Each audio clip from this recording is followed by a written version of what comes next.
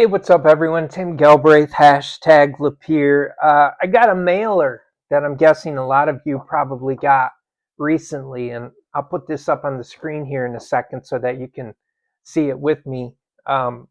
Those of us who live in the city of Lapeer are in Michigan's 67th district. So Phil Green, who has been our representative for a little while, sent out his mailer because he would be up for re-election. I'm assuming next November. Um,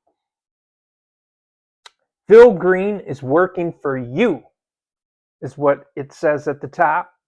I know they recently changed the amount of term limits, or the term limits in the Michigan House. So whether you're a member of the House of Representatives or you're a senator, doesn't matter. Add it all together, whatever capacity of those two you serve in, you get 12 years. And then your term limited out. So Phil Green's got at least, I think you run every 2 years. So he's got one or two more left. Maybe I'll add some notes to this video as I go along. But State Rep Phil Green is working tirelessly to respect taxpayer dollars, protect our rights, cut through Michigan's regulatory wall that makes life harder for workers and job providers, and address priorities impacting people and their families across the region. In the House, he has advocated and voted for plans that provide the highest funding level in history for school classrooms, restore critical resources for school safety and mental health for students, protect local input and decision-making authority on projects that impact our communities, get rid of bureaucracy and regulation that drives up costs, and lower Michigan's income tax to help people keep more of what they earn. So he's about cutting red tape, supporting mental health care, investing in school, respecting tax dollars. It all sounds good to me. To be honest, I've not done a good job of paying attention. Seems people like Phil around here. He's been in office for quite some time. I don't know a whole lot about his recent elections and how close they were or they weren't, who he ran against. I don't know if that was Lisa McLean ran against him or she ran for something else. I don't know. It's a blur to me, but I'm going to pay attention. I'm going to start paying attention. I'm going to try to keep score, just like I am with what's happening in the city, because Phil Green represents us.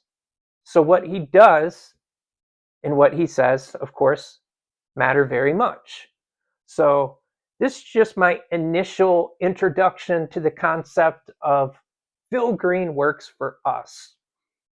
Let's make sure that we're holding him accountable to do the things that we need him to do. Like I said, you look at his mailer, it's not his first rodeo. Seems great. Thumbs up, good job, whoever put that together for you, Mr. Green. But I would love to hear your opinion, really, truly, honestly. What do you think about Phil Green?